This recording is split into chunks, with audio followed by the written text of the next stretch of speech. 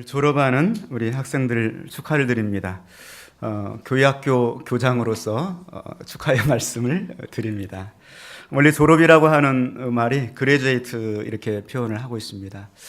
이 그레듀에이트라고 하는 표현은 물론 졸업이라는 뜻이 있지만 졸업으로 끝나는 것이 아니라 상급 학교에서 새롭게 시작한다는 뜻을 가지고 있습니다. 그러니까 초등부를 졸업하는 학생들은 다음 주에 이제 중고등부 와서 새롭게 시작을 하는 거고요.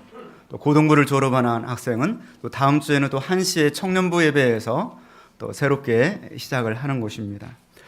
우리 인생도 마찬가지죠. 올 한 해 오늘 12월 31일 마지막 날인데 오늘로 끝나버리는 것이 아니라 내일 또 새롭게 2018년도를 시작하는 것입니다. 그렇게 하면서 우리 인생을 바라보면 누가복음 16장에 인생도 마찬가지예요. 누가복음 16장에 보면 부자의 나사로의 얘기가 나옵니다.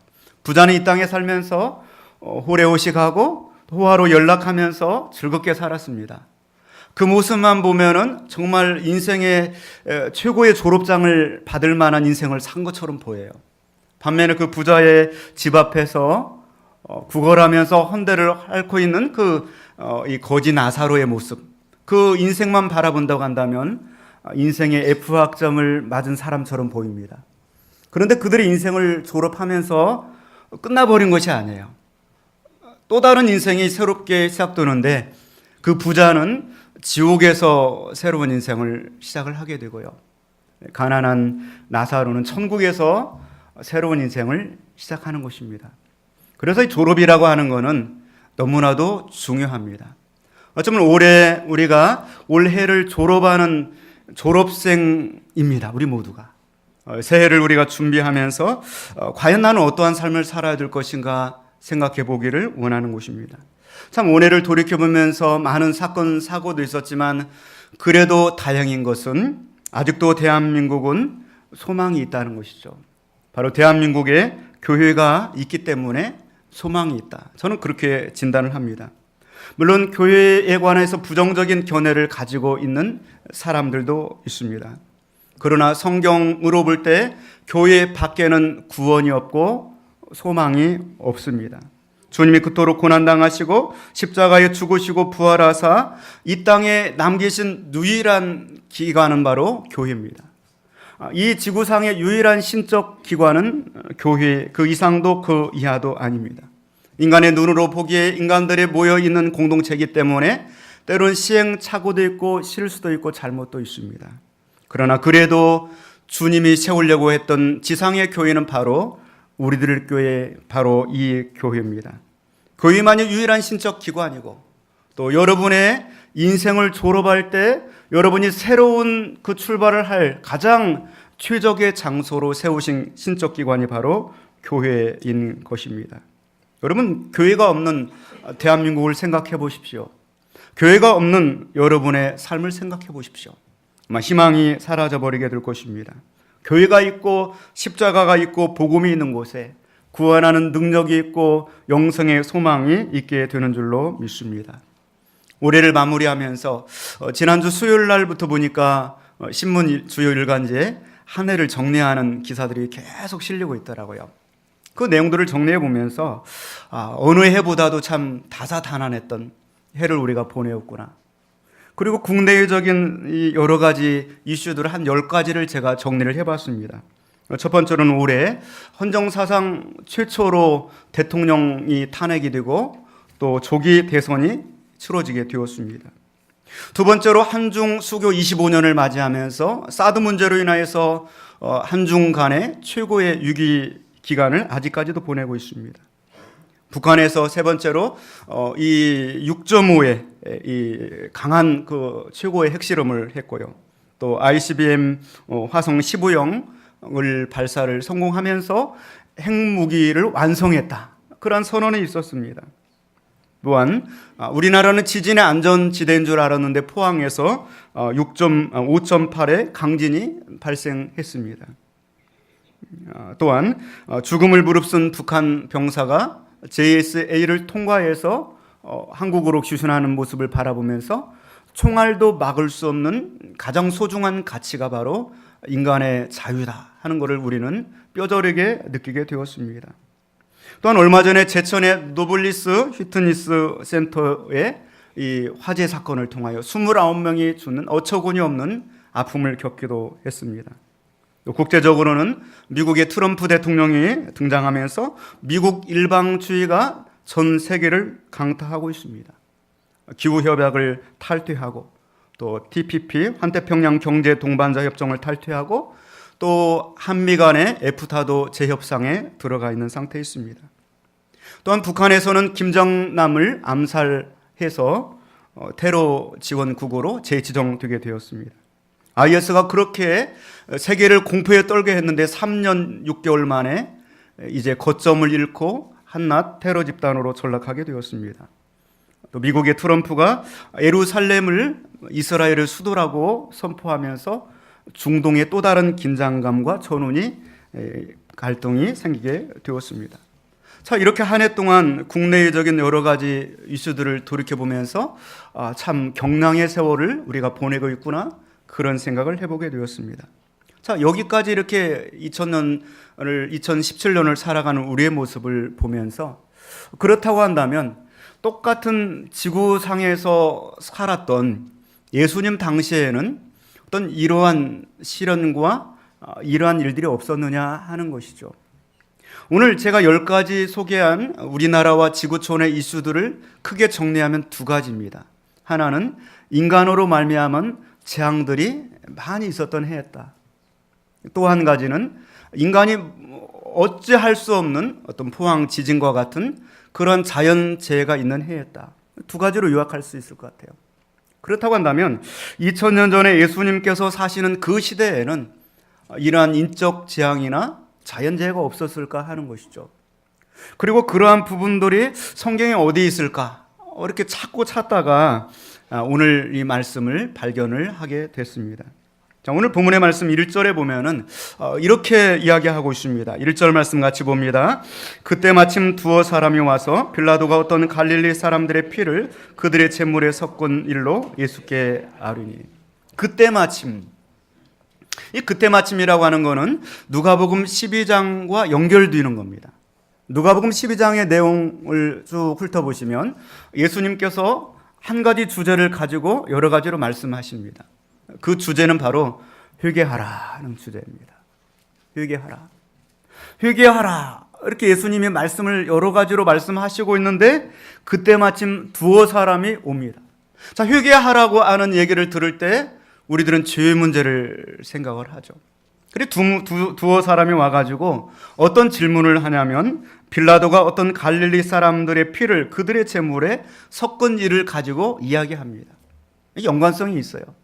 이 빌라도가 어떤 사람들의 제물을 이 피를 제물에 섞은 그 사건은 바로 그때 당시 로마가 지배를 하고 있다 보니까 유태인들이 여기저기서 이 안티파타가 일어나는 거예요. 봉기가 일어납니다. 그중에 예수님 당시 대표적인 봉기가 갈릴리 사람들이 봉기를 해서 일어난 거죠. 갈릴리 사람들이 봉기해서 일어나서 로마는 무자비하게 진압을 합니다. 그 과정에서 3,000명을 포로로 예루살렘에 끌고 와서 공개 처형을 합니다. 그리고 그들의 시체를 성전 앞에다가 수북이 쌓아놓습니다. 피가 막 성전 앞에서 흘러넘치게 되죠. 자, 그런 사건이 있게 되죠. 이건 어떻게 보면 엄청난 인재입니다. 인간으로 인한 끔찍한 재앙들이라고 볼 수 있습니다. 또 4절 말씀에 보면은 자연재해 한 가지를 또 가지고 나옵니다. 4절 말씀 같이 봅니다. 또 실로암에서 망대가 무너져 치어 죽은 18사람이 예루살렘에 거한 다른 모든 사람보다 죄가 더 있는 줄 아느냐. 이거 자연재해입니다. 실로암 샘물에서 한가로이 발을 담그고 그리고 쉬고 있는데 갑자기 돌풍이 불면서 망대가 무너져 내려버렸어요. 그중 18명이 깔려서 압살을 당해 죽게 됩니다. 아마 거기에서 부상을 당한 사람들도 있을 것입니다. 마치 포항에 지진이 일어난 것처럼, 마치 강서구에서 며칠 전에 버스가 정차되어 있는데 갑자기 크레인이 덮쳐가지고 이 사람이 숨지고 부상을 당한 사건들처럼. 자, 우리는 이러한 자연재해와 인재들이 끊임없는 세상에서 살면서 그런 것들을 보면서 누구의 죄 때문입니까? 누구의 잘못입니까? 이것이 과연 하나님의 저주입니까? 그렇게 질문을 갖게 되는 것이죠. 포항 지진이 났을 때 일반 주택만 무너진 것이 아니에요. 교회들도 무너지고 피해를 본 교회가 있습니다. 제천의 스포츠센터 화재 사건을 통하여 두 분의 목사님이 목숨을 잃으셨어요. 한 분은 담임 목사님이시고 한 분은 부목사님이시고 두 분의 권사님이 사우나를 하러 가셔서 목숨을 잃었습니다. 자, 이러한 이 자연재해나 인간의 어떤 이 재해를 통하여서 우리 성도들도 안전하지 못합니다. 만약에 우리가 그 자리에 있었다고 한다면, 만약에 호평동에 지진이 일어났다고 한다면 과연 우리는 그 자리에서 안전할 수 있겠는가 하는 것이죠. 예수님은 이러한 이 문제를 가지고 와서 질문하는 그들에게 이러한 지구상에서 일어나고 있는 자연재해와 인간의 여러 가지 재앙들은 바로 죄로 인한 결과가 아니다. 너희들은 이러한 편협한 이해에서 벗어나야 된다. 그렇게 말씀하십니다. 어쩌면 예수님께서 이러한 이 문제를 들고 나왔을 때 부실 건축을 대해서 지적하거나 안전수칙을 지키지 않아서 그렇다. 이거 신문지상의 거의 90%, 100%가 다 그런 내용이에요. 부실 시공, 안전수칙. 그러나 예수님은 그렇게 말씀하시지 않습니다. 그리고 예수님께서 하시는 말씀은 이렇게 말씀하십니다. 2절 말씀 한번 같이 보겠습니다. 대답하여 이르시되 너희는 이 갈릴리 사람들이 이같이 해 받음으로 다른 모든 갈릴리 사람보다 죄가 더 있는 줄 알느냐. 이게 예수님의 대답입니다. 그 사람들의 재앙을 당했기 때문에 그들이 더 죄를 많이 지어서 재앙을 당한 것으로 생각하느냐. 이렇게 물어보는 것입니다. 3절 말씀 이렇게 말씀하시죠. 3절 같이 봅니다. 너에게 이르노니 아니라 너희도 만일 회개하지 아니하면 다 이와 같이 망하리라. 너희라고 의로워서 지금 이렇게 살아있는 것 같으냐? 너희도 똑같은 사람들이다. 그렇지 않다. No, but unless you repent. 너희가 만일 회개하지 아니하면 너희도 똑같이 그와 같이 망할 사람들이다. 그렇게 말씀하시는 거죠. 역시 실로암 사건도 마찬가지입니다. 4절 말씀 한번 또 같이 볼까요? 또 실로암에서 망대가 무너져 치어 죽은 18사람이 예루살렘에 거한 다른 모든 사람보다 죄가 더 있는 줄 알느냐. 실로암 사건 그 자연재해도 망대에 압살을 당했던 그 사람이 예루살렘에 당시 있었던 모든 사람들보다 죄를 더 지어서 그들이 그러한 재앙을 당했다고 생각하느냐. 5절 말씀 역시 같은 말씀입니다. 같이 봅니다. 너에게 이르노니 아니라 너희도 만일 회개하지 아니하면 다 이와 같이 망하리라. 오늘 3절 말씀, 5절 말씀이 글자 한자도 안 틀리고 똑같아요. 너에게 이르노니 아니라 너희도 만일 회개하지 아니하면 다 이와 같이 망하리라. 영어 성경도 글자 하나 한자도 안 틀리고 똑같아요. 회개해야 된다. 너희도 회개하지 않으면 똑같이 망한다. 그런 사건들을 보면서 그들이 죄가 더 많아서 그러한 재앙을 당했다고 절대로 생각하지 말아라. 문제는 너의 자신이다. 자, 올 한 해를 우리가 졸업하면서 여러 가지 우리나라의 사건, 사고, 국제적인 사건, 사고들을 우리가 접하면서 문제는 너 자신이라는 거예요. 너 자신도 회개하지 않으면 그 다음은 너 차례다. 이렇게 말씀하는 것입니다. 성도는 어떤 재난을 보면서 어떤 사건을 보면서 느낌이 있어야 된다는 거죠. 그 느낌을 가지고 우리의 삶의 변화를 가져올 수 있어야 된다. 내가 만약에 그 화재 현장에 있었다고 한다면, 내가 만약에 그 재난의 현장에 있었다고 한다면, 오 하나님, 정말 나에게 이렇게 또 한 번의 기회를 주시는 것을 감사하고 더 믿음으로 살겠습니다. 회개해야 된다. 이런 교훈들이 사건, 사고를 볼 때마다 계속해서 우리 속에서 깨달음으로 나와야 되는데 그렇지 않다고 한다면 안 된다는 거예요. 그 다음에 너 차례다 말씀하는 것이죠. 어떤 사건을 통하여 어떤 계기를 통하여 우리가 새로워지고 보다 더 나아질 수 있는 그러한 기회로 삼아야 된다고 말씀하고 있습니다. 물론 이러한 재난 현장을 바라보면서 우리가 추모하고 슬픔에 동참하는 것도 중요하지만 예수님의 말씀은 그것을 넘어서서 너 자신이 회개하고 하나님 앞에 바로 서는 기회로 삼아야 된다고 말씀하고 있습니다. 올 한 해를 돌이켜보면서 오늘 우리가 해야 될 가장 절절한 주님의 음성은 회개하라. 한 해의 삶을 돌이켜보고 회개하라.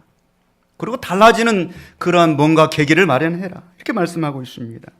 자, 우리가 회개를 하고 달라졌으면 좋겠는데 어떻게 해야 될 것인가? 무엇을 어떻게 하란 말인가?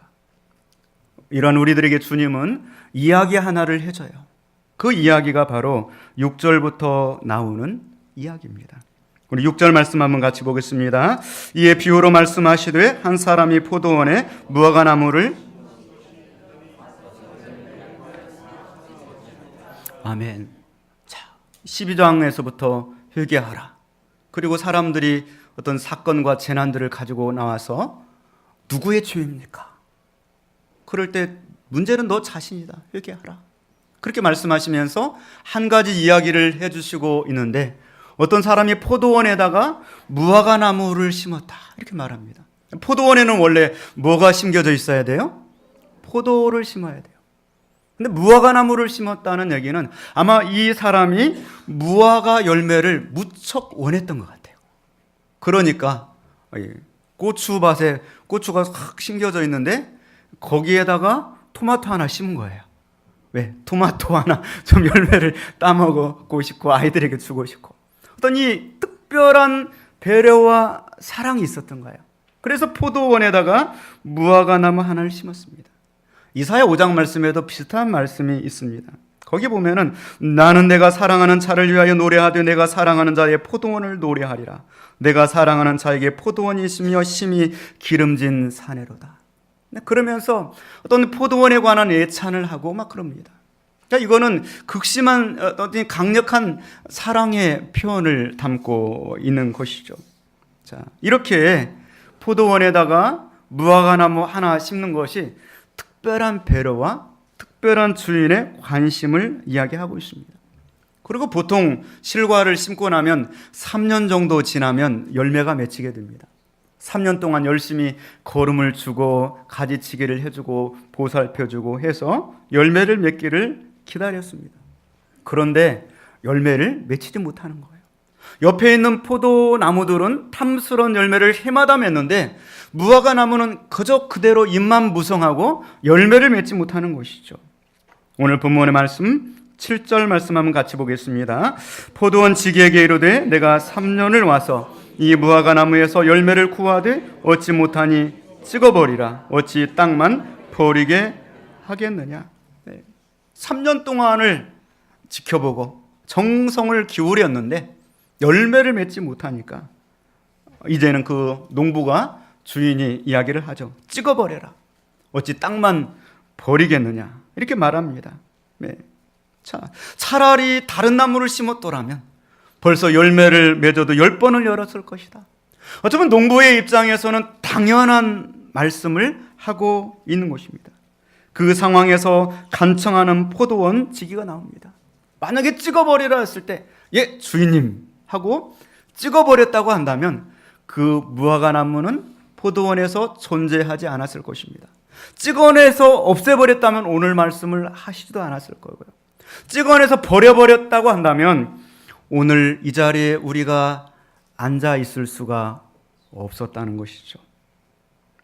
오늘 이 과원지기는 바로 예수님이죠. 간청을 합니다. 주인의 결정이 잘못됐다는 것이 아니에요. 주인의 결정이 지당합니다. 열매 맺지 못한 나무 찍어내버린 것 지당합니다. 그런데도 불구하고 3년을 기다렸지만 1년만 더 기다려 주십시오. 그러면 제가 열심히 정성껏 두릅하고 거름을 주어서 옥토가 되게 하고 제가 최선을 다해 가꾸겠습니다. 우리 8절 9절 말씀 한번 같이 봅니다. 대답하여 이르되 주인이여 금년에도 그대로 두소서. 내가 두릅하고 거름을 주리니 이후에 만일 열매가 열면 좋거니와 그렇지 않으면 찍어버리소서 하였다 하시니라. 아멘.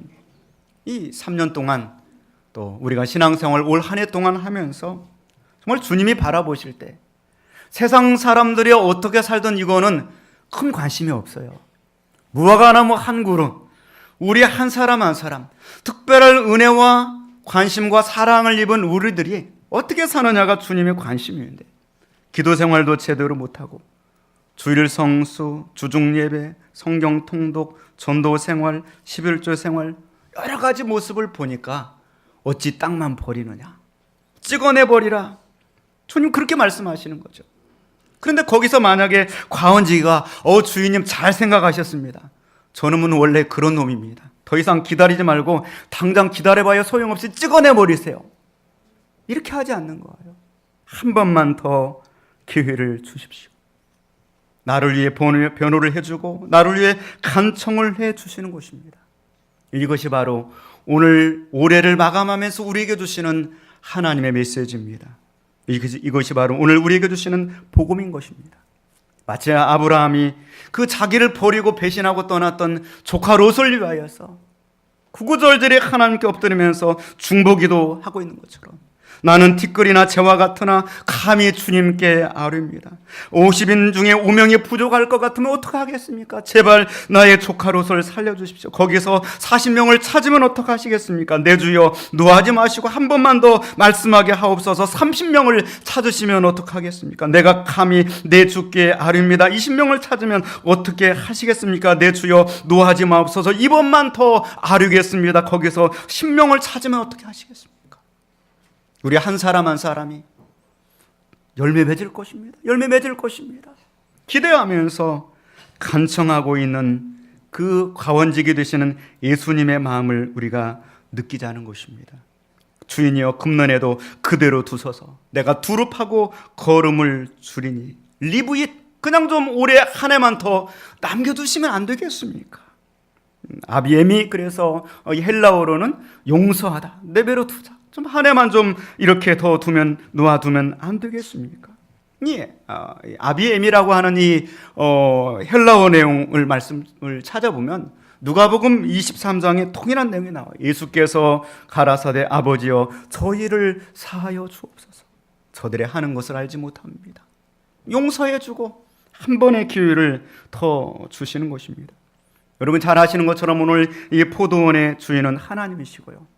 과원적인 예수 그리스도십니다.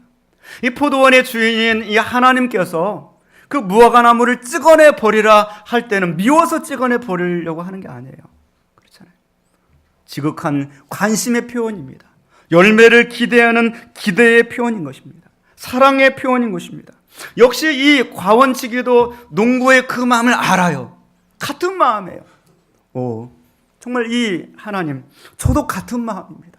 그런데 1년만 더 기다려 주십시오. 그러면 제가 두릅하고 걸음을 줄이니 이후에 열매를 열면 좋거니와 그렇지 않으면 찍어 버리시옵소서. 예수님께서는 오늘 이 비유를 통하여서 그 비유를 듣는 제자들에게 너희들에게 또 한 번의 기회를 줄 것이다 암시하고 있습니다. 여러분 오늘 이 말씀을 듣는 2000년이 지난 우리들에게 너희들에게 내일부터 또 한 번의 기회를 줄게 말씀하시고 있는 것입니다. 이 연장된 이 기간을 과연 우리는 어떻게 사용할 것인가? 오늘 우리가 생각해 봐야 되는 시간인 것입니다. 주인이여 금년에도 그대로 두소서. 내가 두릅하고 걸음을 줄이니. 어떤 신학자가 이 말씀을 정말 잘 해석을 했더라고요. 3년 동안 무화과나무를 심어놓고 정성을 들였는데 열매가 없었어요. 이거를 한 신학사가 공생의 3년으로 해석을 하더라고요. 3년 동안 예수님이 공생을 거쳐서 그렇게 했는데도 열매가 없어요. 서로 누가 높으냐 다투고 싸우기만 하고 누구 탓이냐 막 탓만 하고. 그래 예수님께서는 그 영장된 은혜의 기간 동안에 십자가의 사랑을 더하셨다 이렇게 말씀하는 거죠. 그칠 줄 모르는 그 사랑으로 그리스도께서 십자가에서 자신을 내어주심으로 우리에게 열매 맺을 수 있는 또 한 번의 기회를 주신 줄로 믿습니다. 아까 우리가 예배 전에 우리 윤 목사님과 함께 찬양한 것처럼 그 사랑 얼마나 아름다운지요. 그 사랑 나를 얼마나 부욕해 하는지, 그 사랑 얼마나 크고 놀라운지, 그 사랑이 나를 얼마나 감격하게 하는지.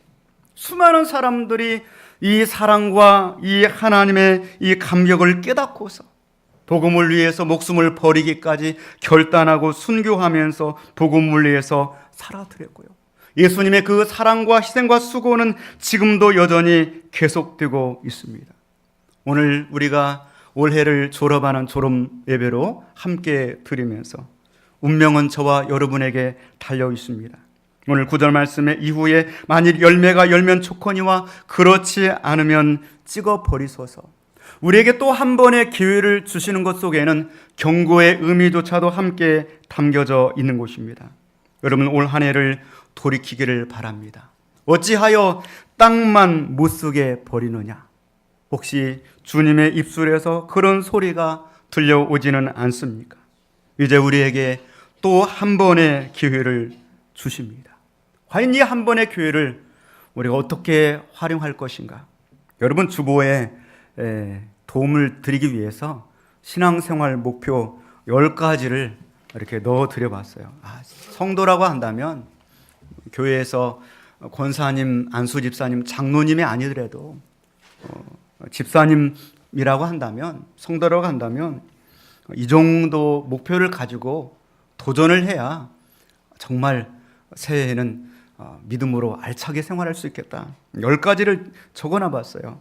표대를 향하여 그리스도 예수 안에서 하나님의 위에서 부르신 부름의 상을 위하여 달려가노라. 첫 번째는 성도로가 한다면 주일 성수, 주일 예배 잘 참석해야 되겠다. 두 번째는 11조 생활. 내가 그래도 한 해 동안 살았던 거는 하나님이 내게 뭔가 주셨으니까 산 거 아닌가. 내가 정말 형편이 어려워서 온전하게 못하면 내가 일부라도 시작을 하다. 세 번째는 성경 통독, 성경 쓰기, 성경 타자. 네 번째는 가정 예배, 주 3회 이상. 그래서 수요일 날, 금요일 날, 주일 날은 예배가 있으니까 그걸 빼더라도 3번 정도는 드릴 수 있지 않을까. 또 올해를 돌이켜 보면서 이제 내년에는 봄에 한 번, 가을에 한 번, 2사람 정도는 전도할 수 있지 않을까.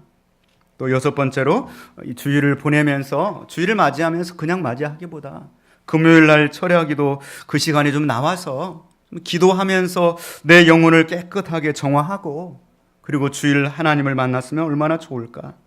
7번째는 두려움 봉사. 교회에서 이렇게 7년 이상 지속적으로, 8년째인가도 모르겠네요, 하고 있는데 장애우들 봉사하는 거 1년에 한 번이라도 내가 그곳에 가서 참여해보자. 8번째는 교회 청소. 내가 이 사용하고 있는 예배의 공간을 한 달에 한 번 정도라도 참여해서 깨끗하게 해보자. 9번째는 선교지 방문. 교회에서 이제 선교지를 방문하는데 차도 대주고 점심도 대주는데 그거 가서 참여하자는데 그것도 못하느냐. 좀 선교지를 보면서 내가 기도하고 더 관심을 갖자. 10번째는 가족여행 2번. 내가 열심히 땀 흘려 일하고 하는 거는 가정의 행복을 위해서 하는 건데 가족을 위해서 시간을 내지 못한다면 그게 무슨 의미가 있는가. 10가지 최소 한도의 이 선을 한번 정해봤습니다. 여러분, 이 자리에 여러분 체크를 해보세요. 결단을 해보십시오. 그리고 이러한 계기를 통하여서 내가 돌이키고 결단하지 못하면 다시 내년에 이 자리에서 어찌 땅만 버리느냐 하는 소리를 들을 수 있습니다. 영어 속담에 Make hay while the sun shines, 이런 속담이 있습니다. 햇빛이 비칠 때 건초를 말려야 된다는 거예요. 이제 내일부터 또 햇빛이 비춰주게 됩니다. 1년이라는 또 한 번의 기회를 줍니다. 그 기간 동안에 우리가 신앙생활의 목표를 가지고 열심히 믿음으로 살아서 주님이 바라보셨을 때 열매 맺어 드려 우리 하나님께서 기뻐하시고 또 과원적이 되신 예수님께서도 기뻐하시는 저희들의 신앙생활이 이어질 수 있기를 주님의 이름으로 축원을 드립니다. 기도하겠습니다.